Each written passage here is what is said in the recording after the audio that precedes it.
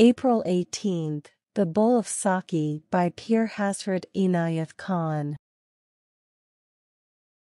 Our success or failure depends upon the harmony or disharmony of our individual will with the divine will.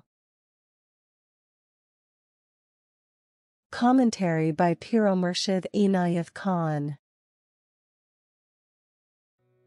It is the divine will that is manifested throughout the whole universe, which has created the whole universe, and it is part of the divine will that manifests itself through us.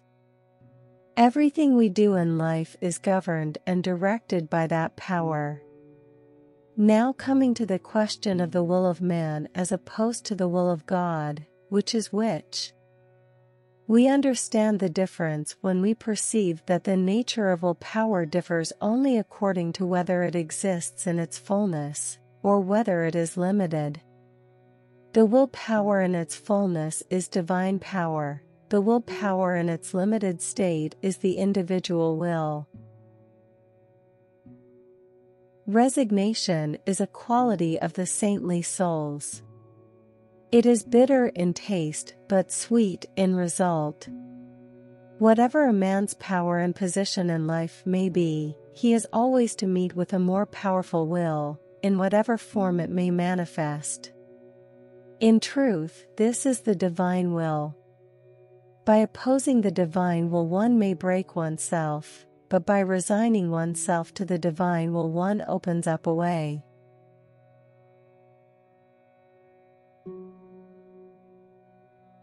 We come to understand that there are two aspects of will working through all things in life. One is the individual will, the other the divine will. When a person goes against the divine will, naturally his human will fails, and he finds difficulties, because he is swimming against the tide. The moment a person works in consonance, in harmony with the divine will, things become smooth. Sometimes things are accomplished without the least effort. When it is the divine will, it is like something floating on water, it advances without effort. Problems and actions may be achieved in a moment then, whilst at other times the smallest problem cannot be solved without great difficulty. One finds that some persons are very clever and experienced in industrial work or in politics, and they have striven very hard to attain their goal, and yet have accomplished nothing. They are always a failure. And there are others who take up a thing, and without much effort, without much worry on their part, they complete it and attain their goal. All this is accounted for by harmony with the divine will. Everyone experiences such a thing at some time or other.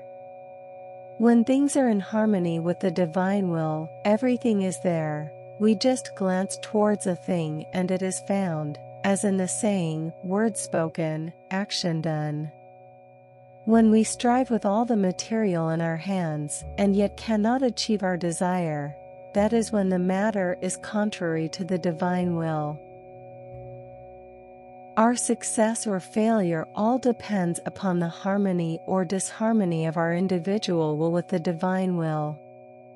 Contentment and perfect resignation open up a harmonious feeling and bring the divine will into harmony with our own.